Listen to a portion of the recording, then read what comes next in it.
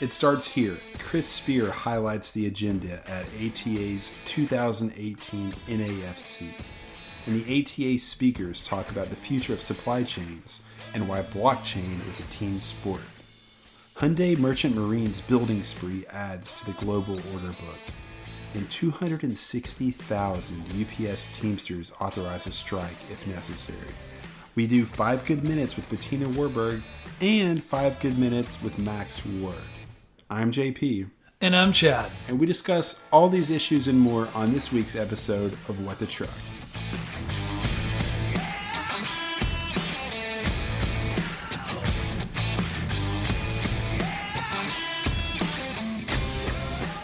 What you drinking this time, JP? Why do I ask? Bell's Too Hearted. Ouch! Well, I'm keeping up with you in the quality of the beer. Drinking here a Dogfish Head, only a 60. But proud to, keep trying to branch out a little bit. Oh yeah? And how is it? It's got a malty, kind of hoppy, solid finish. Only a 6.0 ABV, but hey, this guy's amazing. He knows his Britannomyces, if anybody I've ever known. Good times, man. Great to be back here from Raleigh. Yeah, dude. It's awesome to have you back in the office, dude. Well, thank you. We really missed you, and your positive, just your good vibes, dude. Well, I wasn't feeling so positive on the plane today. There was a leak on the plane. It took me 8 hours to get back, and it should have taken about an hour and a half. But, hey, here we are, and I'm a little punch drunk from my travel. But, wow, what a crazy time at the ATA's 2018 NAFC conference. And tell us what NAFC stands for. Oh, I knew you were going to ask me that. National Accounting and Finance Council. Wow. Yeah. Sounds like a hell of a week, Chad. Oh yeah, it had its ups and downs. Let me tell you. So, tell me about Chris Spear, the ATA president. What did he have to say? Chris Spear, man, he's an intense dude. He basically he kicked us off for our the keynote address on Wednesday morning, and he was just talking about he was like, everything is just happening right now. He was like, you guys right now, the things you're going to be discussing is going to be like, you're setting the protocols, you're setting the standards. This is what we're going to be talking about for the rest of the year, and your participation matters. And just tell us what we need, what are our talking points. And one of the things that he led off with, and we won't cover all of his talking points, but one of the ones he talked about was, blockchain. He was like, I need, he was really? Like, yeah. Interesting. He was like, I need to get blockchain down into 3 minutes, everyone. He was like, I need people, when I get in front of these folks, I got 3 minutes of their time. If I can't hit blockchain super high level in 3 minutes, then we're not going anywhere. It's interesting Chris Spears saying this. This really shows you how deeply it's penetrating, how seriously people are taking it, how hungry people are to hear about the technology, and just it's cool. I mean, it seems like even though there's a bit of a bear market in cryptocurrencies or whatever, now the hype is faded, and now we're left with some really compelling use cases that people are actually sinking their teeth into. Yeah, there was that. There was the cybersecurity touched on. He mentioned, he was, the driver shortage issue that the ATA is big on discussing. That he said, I've got some carriers turning down as many as 10,000 loads a month. He was just like, you can't imagine the repercussions of that. He was like, are we all going to get together and end up holding hands as an industry? He laughed and said, we'll see. But there's issues that we need to solve. One of the things he kind of called out the media on was autonomous. He was like, he was like, driverless trucks. He basically made the media show their hands. Oh yeah. He was like President Trump style. Right, and so they're pointing at the reporters and I guess so. And I proudly raised my hand. I looked around. Wow, there was one other standing person up for freedom of the press. And then he looked at me. He was like, "All right, well, I'm talking to you." But no, we are good about autonomous, man. He was saying, look, autonomous 5 isn't happening anytime in our lifetime, probably. But what the exciting parts are levels 2 and 4. We know all about that, right? Yeah, we actually, he probably read that on FreightWaves. We've certainly defined those, and also they seem to be big on the advocacy of the 18 to 21-year-olds. Being able to drive nationally with the proper training, which I'm all about. Yeah, I agree. The more I think about it, and even though we talked to the OID people and they were opposed to it, on supposedly safety grounds, the fact that you can a 18-year-old or a 19-year-old or a 20-year-old can drive from Houston to Lubbock.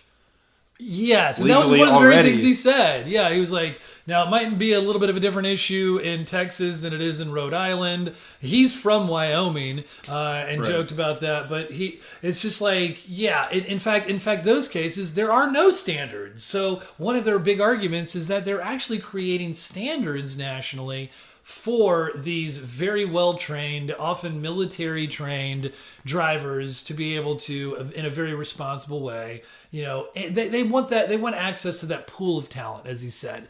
But to me, one of the big deals that I took away from the conference that I really, really enjoyed listening to were the two speakers that talked about blockchain, bringing it back to that. Yeah. It was Tyler Jinks from, he's a co-founder of Very. He's also the senior vice president of solutions architecture right here in Chattanooga.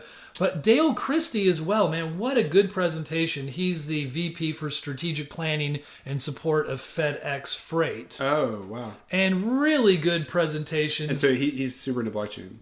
They're totally into blockchain. They both are also fresh coming off of the Consensus 2018 event in New York. Yeah, we had Lincoln Duff was up there. Man, I want to go to that. It sounded kind of crazy this year. It was like what, double booked almost. I think there were as many as 9,000 people there. They didn't stop selling tickets when it was like they were already way maxed out. So. That doesn't sound comfortable, but maybe next year they'll figure it out. It just sounds like there was a lot going on. You probably heard the word blockchain 500,000 times. Maybe that wasn't the good part about it, but there are blockchain is happening. I guess I'm a believer now. I am into it. It is it's undeniable. I think everybody needs to learn more about it. And sure. and they in a way of that felt very like a human way of talking about it. Dale Christie especially was able to I talk about it kind of naturally, and it didn't feel like a stuffy presentation, or just okay, here we go again with the repetition of the standard talking points you hear. It's distributed, it's immutable, it's transparent. Nice, exactly. He began with a quote from the FedEx chairman and CEO, Frederick W. Smith. Right, who spoke at Consensus. Yes, and he's a, pretty crazy guy. He's a risk taker. He pushes boundaries. And, he said, among other things, he said, we are quite confident that blockchain has big, big implications in supply chain, transportation, and logistics. It's the next frontier that's going to completely change worldwide supply chains. That is a really bold statement from a company with a lot of money that invests a lot of money in technology. It's one thing to say, we think there may be some use cases, we're going to do some sort of low-key, low-risk pilots. It's quite another thing to say, we're quite confident that it's the next big thing, and that's it. Yeah. Yeah.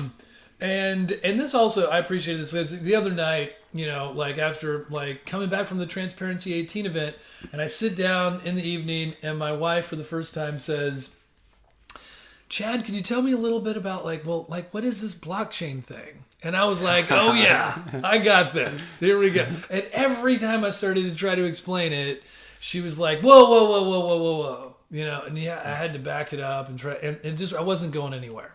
Well, this is this short definition that Dale Christie provided. Each of these things needs to be parsed out, but this is about as distilled as you can get. This is what blockchain is, everybody. Here it is. It's a digital ledger that is permanent, transparent, and shared. That's it. So there you have it, ladies and gentlemen. That's I was impressed. I didn't come up with it. But yeah, shout out to Dale Christie. Very cool. So things like that, it's all happening at the ATA. I mean, what's cool is that there is so much information. There's so much media out there about blockchain technology on the internet, whether you are a supply chain person, whether you are a tech person, whether you want to like invest, there's so many different projects and there's so much material at varying levels of expertise. It's really cool. I've been reading a bunch of like white papers recently, and wow, the stuff that they're doing now is like actually making, they're advancing it really quickly. White papers is super cool. I could get into it, but please don't. Not right. Yeah. Okay. We've got a couple of cool interviews anyway on it, but I'm reading a book on it as well, and I'm kind of curious about reading the Don Tapscott. Oh, the blockchain revolution. Yeah, I'm kind of. I think I've heard that that's a really good blockchain book. Well, anyway, we'll think about it. But there are other headlines to cover, including the Hyundai Merchant Marine's building spree adding to global order book. That was kind of a hard article to research and get a lot of good information on. You did. Nice job. Let's tell us about it. Thanks. Yeah, so there were, earlier this week, there were a bunch of news articles about how Hyundai Merchant Marine, which is a South Korean container shipping line, has put in orders to almost double the capacity of its fleet. And right now it's like the 12th biggest container ship fleet in the world. And it's like the government's getting behind that. Yeah. And they're the ones. Yeah. And so the backstory is that South Korea's biggest fleet used to be Hanjin, which essentially collapsed in late 2016 and went bankrupt in early 2017. And the government kind of just let it go under. And we ended up. It was catastrophic for the South Korean economy. Their exports like plunged. It was bad news. I mean, Asia is all about exporting stuff, right? In containers, and they couldn't do that anymore. And so, the Ministry of Oceans and Fisheries in Seoul was like, we need a 5-year plan to rebuild our shipping industry. We're going to finance the construction of like 200 ships. 60 of which are going to be massive container ships. And so they got behind HMM. They are putting tons of money into it. HMM has they're ordering 20 ships. 12 of them are going to be 23,000 TEU capacity, which are basically the biggest ships ever. Okay, yeah, those kinds of things I think go over our heads a little bit. Right now, the biggest container ship in the world is like 21,000. Wow. And they're ordering 23,000. So in a geopolitical kind of context, like why is this a headline for us? Like what's the super big deal about it? The big deal is that South Korea is basically nationalizing its shipping industry. And the goal is for HMM to go from about 450,000 TEU capacity total to 1 million. What? Which is like top 5 players in a very, very consolidated space. Yeah. And so what a power move. Hanjin went down hard and they were like, we're not letting that happen again. We are just going to dump everything into HMM. They distributed all of the orders to the sort of evenly among the big 3 South Korean shipyards. Okay. And so this is sort of like what state-sponsored shipping industry looks like. Yeah. Fantastic. Really interesting way to get granular. I mean, in your article with it, and I think everyone should check that out. Our other main headline today of this week's podcast, and as we round up the many different articles there are, was the issue of the UPS, the 260,000 over 250,000 UPS Teamsters that authorized a strike. If necessary, right? So but it seems like this is like kind of new. It's like you said, it's the first time in 15 years that that something like this is the tension has ratcheted up. Yeah, and we could get into the actual like grievances or whatever. I don't think that's really what is causing this, But so yeah, they're negotiating a renewal of their 5-year contract. Right. The deadline is July 31st, and so what the union has said is that if the talks fall through by the 31st, we're authorizing a strike. Now, 5 years ago in 2013, they didn't take that step. 5 years before that, in 2007, they also didn't take that step.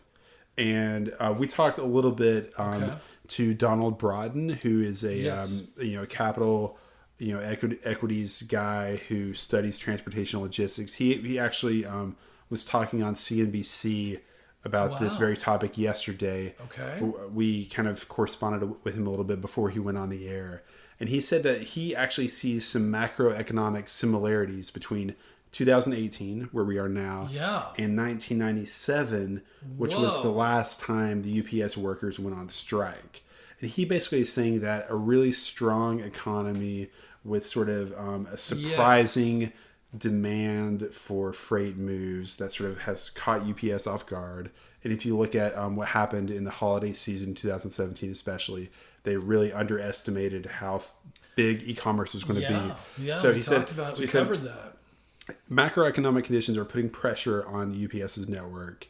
At the same time, it's coinciding with very, very low unemployment, meaning that there's not a lot of workers that are like desperate to find a job.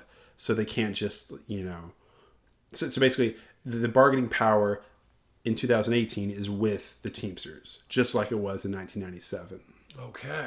And so he thinks that's why they are ratcheting up the pressure on UPS management by authorizing a strike.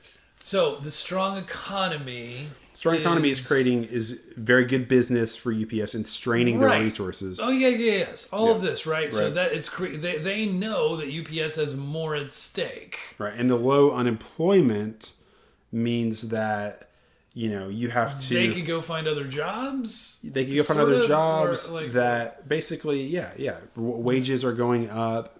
Companies are trying to fill positions. It's more of like. The bargaining power is in the workers' hands. Does that make sense? Yes, it does. Yeah, and so, I don't think that they will go on strike, but UPS, the bottom line is that, this is what Broughton said. He said that the bottom line is that UPS will have to pay up to keep them from going on strike. So if you're a UPS customer, they'll do it. Yeah, they're reasonable, rational people. They're the leadership of UPS. They're moving on to bigger things. They got bigger fish to fry. Well, the problem is that labor costs are the biggest line item expense in their entire cost structure. Yeah. And here's the thing: it's like if you're a UPS customer, UPS is either going to, pay off the unions so that they don't go on strike and then turn around and raise rates on you as a customer, or they don't do that, the Teamsters go on strike and your packages don't move. So it's a lose-lose in a way. What's going to end up happening is UPS will pay them off. UPS will raise rates. FedEx will also raise rates, maybe not quite as much, but FedEx isn't going to have the increased exposure to labor costs. Like UPS will raise rates to cover their increased labor. FedEx is going to raise rates to match UPS, but they're not going to have a similar rise in their labor costs because they're non-unionized. And so it's going to be pure margin for them. Whoa. So it's, it's... Wow, way to distill that for us and give us a little perspective on a very complex issue. We are going to now dive into the best that we can assimilate of our big deal, little deal, rest of our headlines. Right. Before we have two fantastic 5 good minutes on blockchain, one of our talking points today. We're talking with Bettina Warburg, ladies and gentlemen. Bettina Warburg, who is a blockchain expert, as well as Max Ward, an international blockchain dude, founder of OpenPort. So anyway, JP, are you ready for this? Let's do this. Let's really try to achieve this in 2 minutes while giving the public what they need. So, okay. Ready and go. Transportation job openings hit a record high and wage increases are likely going to continue. Big deal or little deal? Big deal. These macroeconomic inflationary pressures are, they keep mounting, and something's got to give eventually. The Jordan Company acquires GlobalTranz for a reported $400 million. Big deal or little deal? It's a big deal.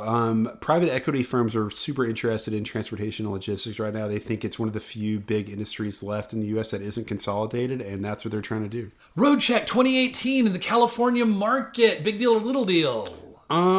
It's kind of a little deal, I would say, because basically this is the national week off, the holiday for truckers. I think everyone is just kind of parking and avoiding the cops.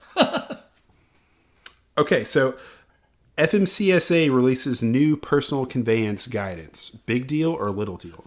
Big deal. Won't have a big deal on capacity, as was the thesis of our headline there, but the flexibility will help a ton for drivers with parking, maybe getting home, and also possibly cheating.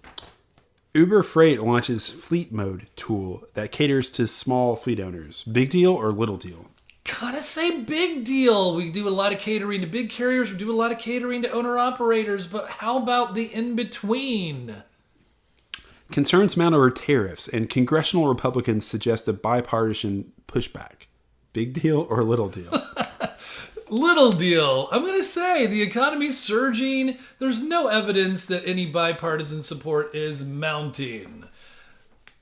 We do it? Oh, Silent Barry is giving us the thumbs up. We don't get the nasty sounding like Jim Bell thing, like the No, we didn't get that. We didn't get that. We didn't get the So I'm getting a good vibe here.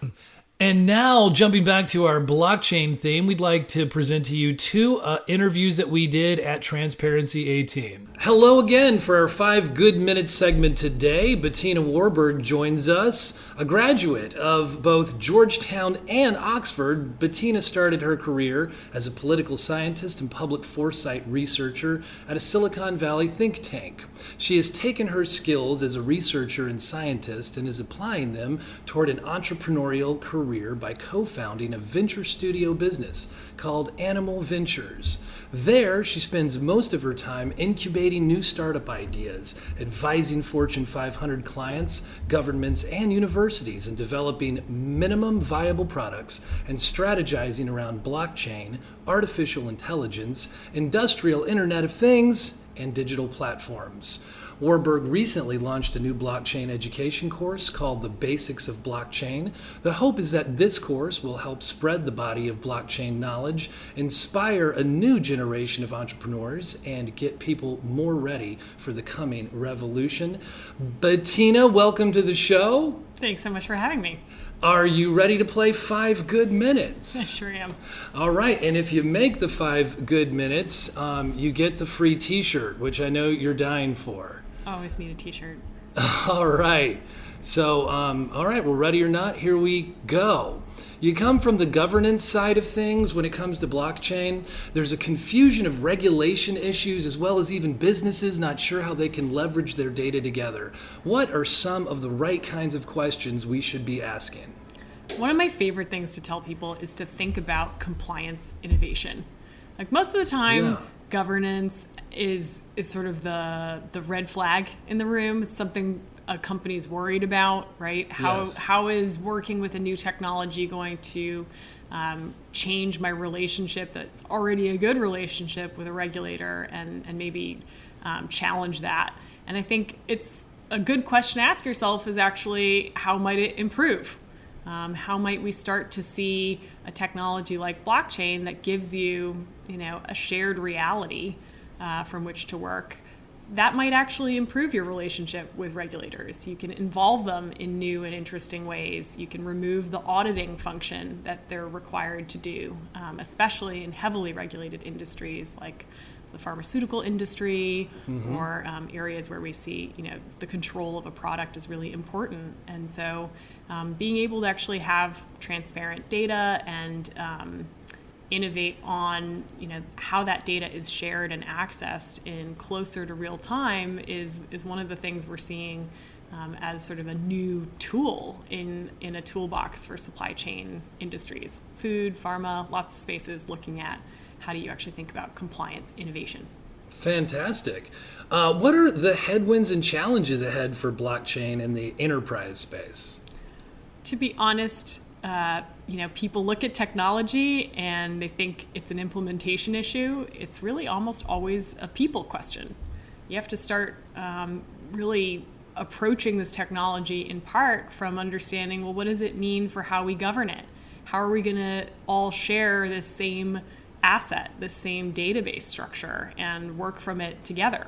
So oftentimes, the technical components aren't as challenging as getting people in politics right and being able to help a company or an industry think about what it might mean to work with alongside a former competitor or an existing competitor using the same technology, but driving value for both of you. So those are some of the areas I think that are going to really be important in how adoption gets moves up a notch, is going to be how enterprises start to sort of come together and become networked and deal with some of those people questions. For sure. And so I've heard it said even before your talk today that it's the small. There's too much. It's not sustainable to have a lot of private blockchains. That ultimately where we're headed are public. It's a public blockchain or public blockchains. How close are we to that? Is it within a year or two? And how many are these? What's the evolution? We see us moving actually towards sort of an internet of blockchains. So you'll have some that are designed, to be for a specific industry or for a specific purpose, like, government-based blockchain efforts. You're going to see a lot of different structures, different architectures emerge, and then actually get connected to each other, which is going to be really awesome. Cool, and interoperate. So people are already working on that, but this is a long time frame, right? It's important to know we're looking closer to 10 years, and maybe even further. It's not an overnight success story. It's not a move fast and break things technology. It's one where you really need to consider a lot of the implications, especially of working along, with a public blockchain where that information is basically permanent and lives on. So you want to make sure you're really cautious and taking it seriously when you innovate in this space. What was the quote that you said about people get excited about something? Oh, they overestimate. Yeah, there's a great quote by Roy Amara called Amara's Law now in Silicon Valley, which means most people overestimate the influence of a technology in the short term and underestimate its influence in the long term. And the blockchain absolutely fits that. We have sort of a hype cycle right now, and people are very excited, and they want to, attach it to everything, and it's going to solve every problem. And that's not really true. And at the same time, it is a transformative technology. It will change some of those underlying digital architectures for a longer term, a 10-year term. Boom. Wow, that was it. Right on 5 minutes. Congratulations, Bettina. You just won yourself a medium-sized What the Truck t-shirt. What the Truck? Cool. Awesome, though. Really, thank you very much for your time. This was fantastic. I appreciate it. For our 5 Good Minutes segment today, Max Ward is joining us. As CEO and co-founder of OpenPort, Max is responsible for the commercial and overall strategy, international expansion, and investor relations in support of their mission to revolutionize logistics for new markets. He is a multilingual global citizen with extensive work and cross-cultural experience acquired in Asia Pacific, Europe, and the Americas. We should note that OpenPort is one of Transparency 18's sponsors. They're driving real-world application of decentralized ledger technology for transportation and supply chain. Max, welcome to the show. Yeah, thanks for that intro. Happy to be here. Yeah, are you ready to play 5 Good Minutes? Yeah, I'm ready to play. Yeah. That's great, because if you win, if we can make this in five minutes, we're synchronizing our watches now. then you win a free T-shirt, which I'm sure you're excited to hear about. All right. Actually, you we'll give you a T-shirt anyway. But All let's right. see what we can do here. Yeah. All right, ready or not, here we come. Yeah. First, could you give us a bird's eye view of what OpenPort is and how long you all have been in the software as a service space? Yeah, we started. I originally from the States, but I've been most of my career really in Asia. Working for large companies like DHL, facing off to multinational customers. Wow. And so I said, okay, here's my opportunity because their distribution in emerging markets is a real mess. And they have a hard time connecting directly to the asset owners, the truckers that are moving the freight. And we thought we could build a platform that makes that better. So we started that about 3 years ago. Okay. And we took a multi-market approach so we could really match up with the needs of particularly fast-moving consumer goods companies. So the Unilevers, the Nestle's of the world, really the high-volume shippers. Awesome. Yeah. Well, one thing you all, your technology, you mentioned that it offers 3 key benefits: security Yeah. and trust, speed and cost, and is fully scalable. We hear a Yeah. lot about the current limitations of blockchain, that it Yeah. still doesn't handle complexity well and isn't scalable. Right. So could you tell us a little bit about how your technology offers a scalable solution? Yeah, so what's interesting with Ethereum is that there are limitations on just the general network. Okay. But if you can go in and fork that and then stake new nodes, so new node operators for us are Asian truckers. New nodes. Yeah. Awesome. So those are the nodes that validate the consensus. And then I think what's been interesting for me this week is really learning about how common a use case smart contracts are for freight bills. But we need more than that. We also need the proof of delivery. So we have had a lot of success with micro incentives on local currency to truck drivers, especially with subcontracted truck drivers. So then we're able to get the proof of delivery back and match that up with the smart contract. So what we went live with a couple of weeks ago in Philippines is third-party factoring. So using not our own working capital, but a bank or a new blockchain lender, and then passing that to the transporter. So in this situation, the shipper gets everything that they want in terms of visibility. We speed up the cash flow. The driver gets a little bit of a bonus. Yeah. And then we really operate that on a private sidechain. And that's through a different entity. Okay. It's through a different entity, which is our Open Enterprise Logistics Foundation. And that's kind of new. So we've got a new white paper coming out, and that one tomorrow, and a website next week. Terrific. Yeah. Be on the lookout for that. Yeah. Well, we hear a lot about last mile delivery these days when it Yeah. comes to the e-commerce space. Yeah. But one of the solutions you all have come up with is in support of the first mile. Yeah. Could you tell us how you're helping companies with first mile solutions? We do a lot of first mile for international brands in China and India, places like that. So the export market, so the international brands want, I won't name names because we actually go through intermediaries, which are large logistics companies on that. But we should give the pickup at the factory and then show how it comes into the port. And then somebody else, a big logistics company, can show that information to their customer in the BCO in Seattle or wherever. So that's a product that we've had that's really growing. When we get into consumer goods in Asia, really that's 90% domestic sourced. It's not really the international supply chain that everybody sees on mature markets where people bring stuff in from overseas. Is it just as complex as last mile, first mile? Well, there's you got your first mile, you got your last mile, and you usually got some middle miles. And we try and, because you make it, then you bring it to a primary DC, then you move it to the distributors, and then the distributors got to move it. So usually consumer goods move 4 times. Sometimes more. Yeah. And then you go out in the general marketplace, and truckers in Asia aren't sending EDI, quite frankly. So we just put, Android smartphone is all you need. That was tough in the beginning, but now with loans and payback on the loans with micro incentives, we're able to really get these phones in the hands of truck drivers. And we're excited about how that works. And then that brings back the EPOD, and it speeds up the cash flow, which is a really delayed paper process. So to make that work, you need a functional protocol for that industry, and that's really with the foundation.